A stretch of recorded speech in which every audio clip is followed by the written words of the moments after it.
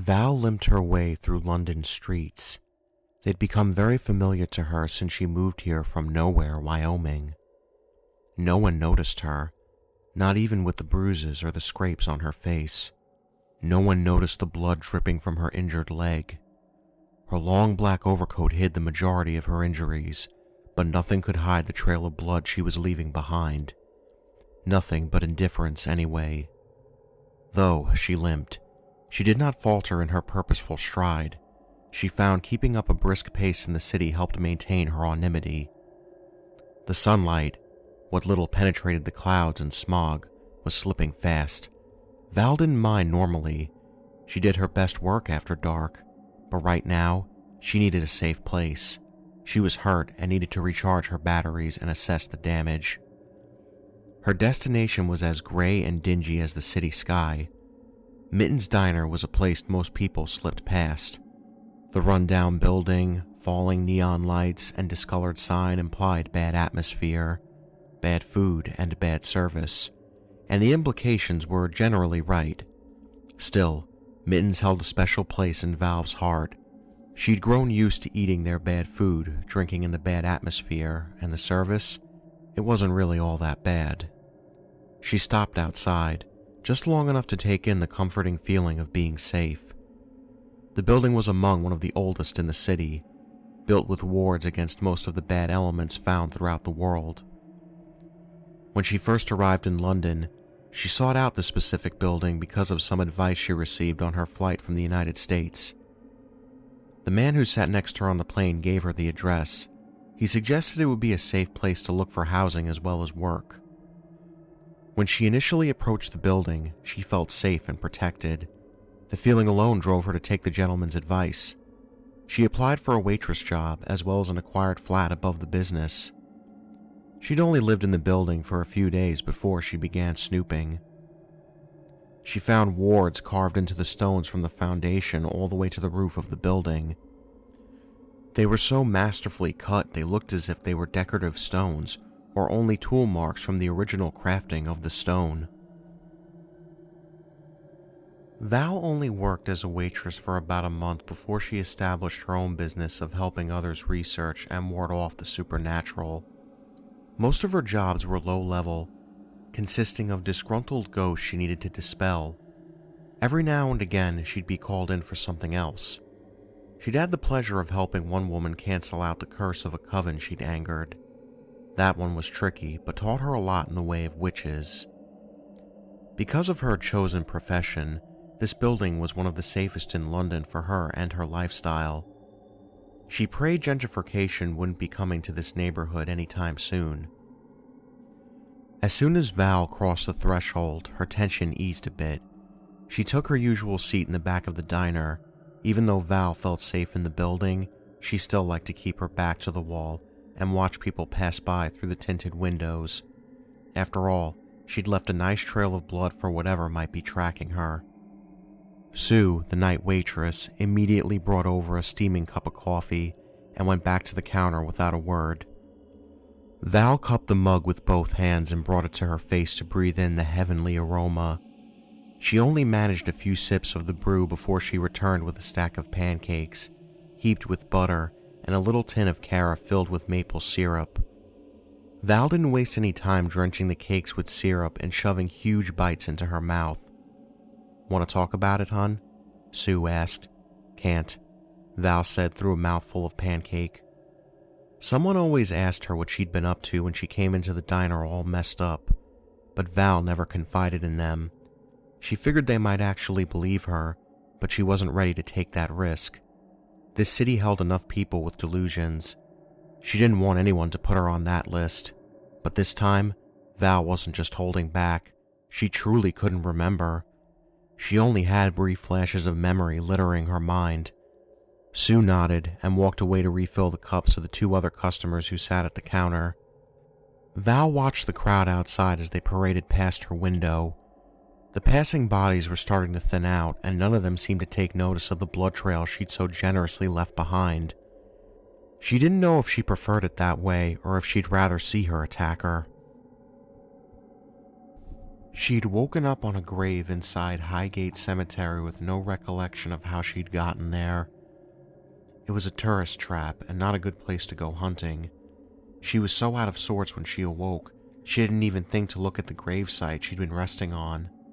That was something she'd been stewing over for most of her walk back to Mittens. If only she'd paid attention, it might have given her a clue as to what she was doing there. A twinge of pain coursed through her leg and almost made her choke on another huge mouthful of food. She instinctively reached down and clutched at the wound, which only sent another wave of pain coursing through her. She thought she felt something inside the wound. Val fought to keep her fingers out of the gash and shoveled her pancakes down. Her leg was hot and felt swollen. This could mean something venomous, which meant she had to inspect it as soon as possible. She peeked at it between bites and was only rewarded with bloody hands and no real idea of the extent of the damage. She wiped her hands on some napkins and scooped the remainder of her cakes into her mouth, shoved the bloody napkins into her pocket, and left enough money on the table to cover the bill and a thoughtful tip. Then, she hobbled her way up to her flat. The few minutes of inactivity while she ate had stiffened her leg considerably, so the stairs to her flat were a challenge. She managed the trek, but not without breaking out into a cold sweat as she accidentally led with the busted-up leg. Inside her apartment, she immediately stripped off her black coat and tossed it on the couch. The sight of the bloodstain on her jeans and a clear liquid draining onto the floor brought with it a flash of memory. Her mind pulled her back to the moment she woke up and amplified everything around her. A minty smell filled her nostrils, and she felt a persistent sting in her leg.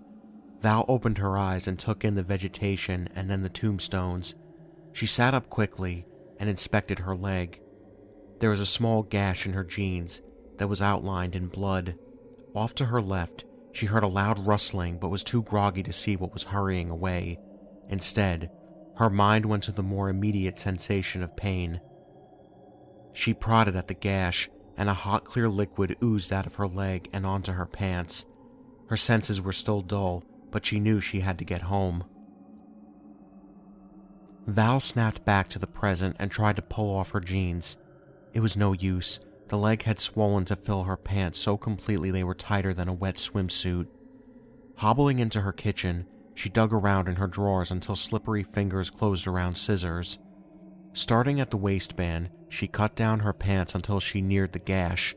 The cold metal of the scissors and the pressure caused a rush of fluid to splatter onto the floor. The pain of it made her lightheaded, but now the familiar minty smell wafted up to her and brought her back. Val thanked the powers that be it didn't smell as bad as it looked. She had no idea what had attacked her, but she did have an inkling that the hospital would have no cure for what ailed her. She managed to finish cutting down the pant leg and then slipped out of her jeans. A folded piece of paper fell from her laceration and hit the floor with a wet sound. Val bent over to retrieve it and ended up on the floor with the paper in her hands. The room was spinning now, but she focused and opened up the paper. It was a note, and it simply read, "Squeeze the leg until the liquid is no longer clear. Get a couple of days of rest and you should be just fine." Hey guys, thank you all for watching.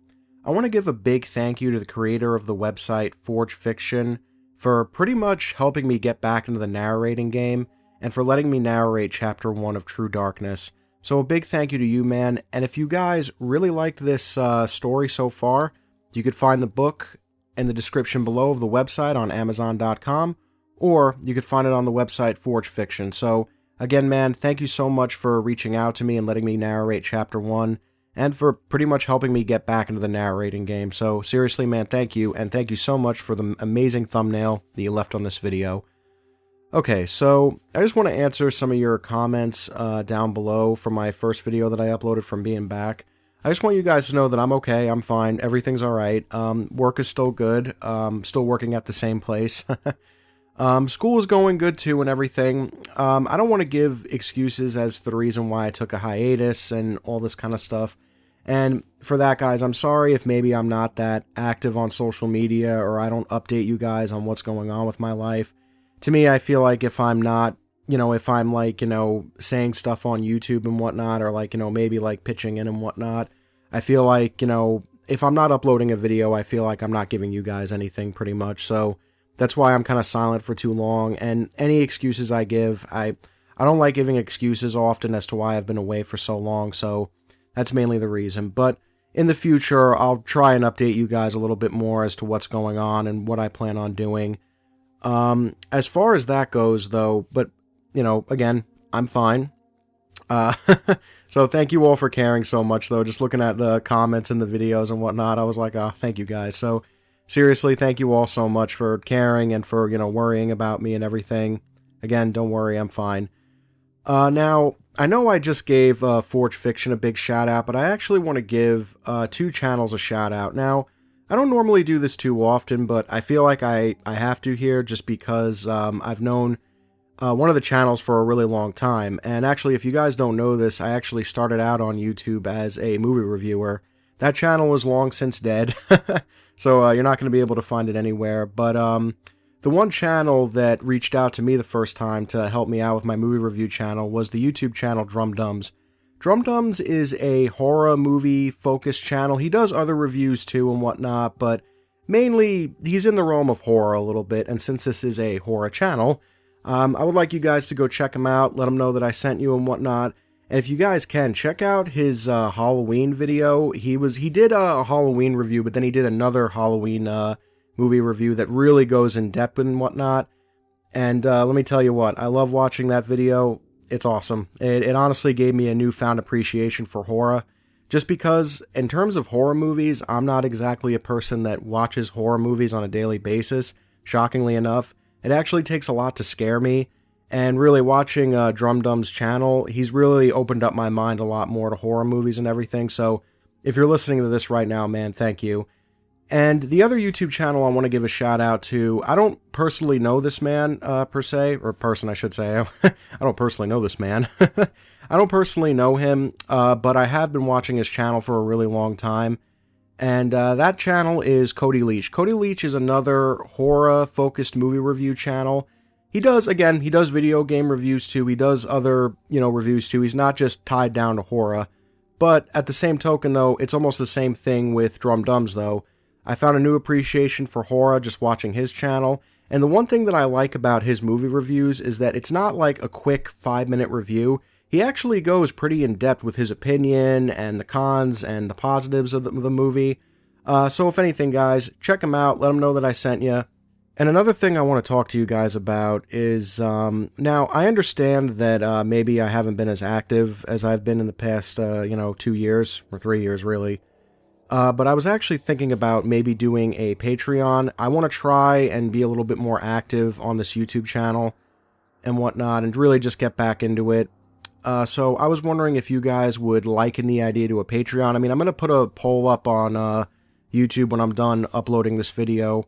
But I just want to know what you guys think about it. I mean, you guys are the fans and whatnot, so I want to know if the fans are okay with that. If not, then I won't do it. But yeah, let me know down in the comments below. And again, guys, thank you so much for being patient for my videos and everything else. Thank you so much for waiting. I love all of you guys to death. And just remember, the best ideas always come out of nightmares.